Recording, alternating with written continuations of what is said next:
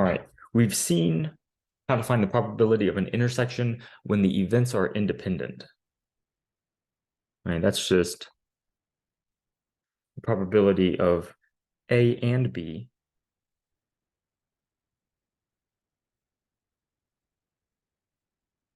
is the product of their probabilities. Now, when they're dependent events, then the probability of B might change if we know that A has already happened. So in general, the probability of an intersection, A and B, can be given by the probability of A times the probability of B given that A has happened.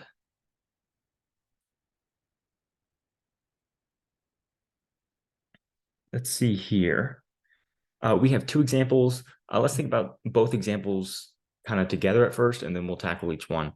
The first question, the probability of drawing a red numbered card and then a face card suited spades. So this is a probability experiment that can be described as two different probability experiments, right? Something is happening twice. We're pulling a card from a standard deck and hoping that it's red numbered, and then we're pulling again, hoping that it's a face card in the spade suit. So we can answer questions like that, but we can also answer questions like the second one, the probability of drawing a red face card suited hearts. So here we're finding intersections, but it's only one event, right? We're only performing one probability experiment. We're drawing once. We just need several things to happen. So you can use this rule in several different contexts. Let's work on the first one. The probability of drawing a card and it being red numbered. And then on a second draw, we need a face card suited spades. So horrible at art, but let's say that that kind of looks like a spades. All right. So how can we solve this? We need, using our equation, the probability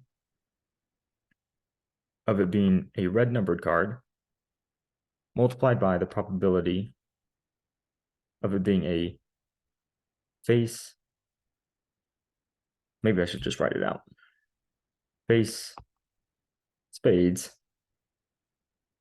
given a red numbered on the first draw.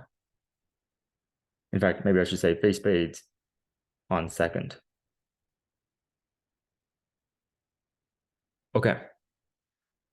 So the probability of a red numbered card. Out of the 52,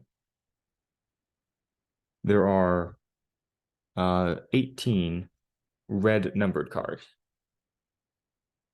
We then multiply that by the probability of face suited spades on the second draw, given that we have a red numbered card on the first.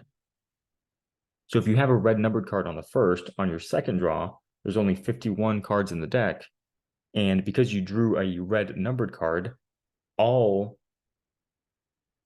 face cards suited spades are present inside the deck. So how many of those are there? There should be 4.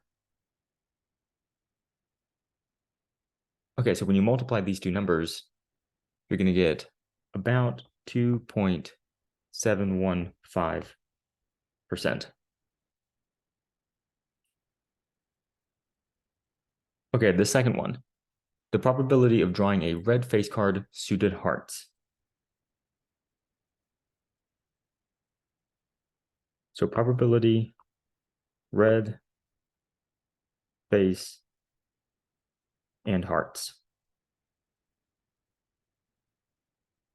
So we can think about this as the probability of red times the probability of face given red, and then times the probability of hearts given the red face.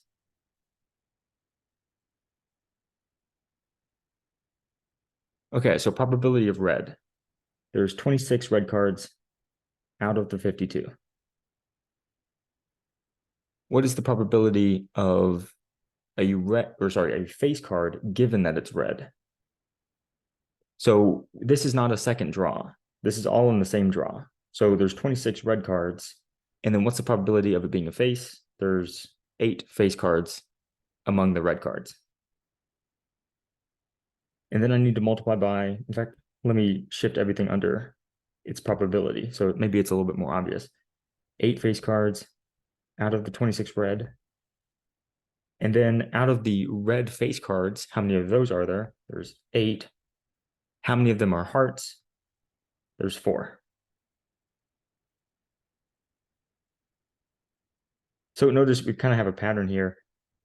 Out of the 52, that's where you start. You restrict yourself to those 26 red, and then from those 26 red, you look at the 8 face cards, and then from those 8 face cards, you look at the 4 hearts. So when the algebra clears the room, we get 4 out of 52, which, by the way, you didn't need the equation to figure that out. You could just ask yourself, how many cards out of the 52 are red and face and suited hearts? There's 4 of them, right? So again, probability questions are often solved easily with just intuition without going through these equations.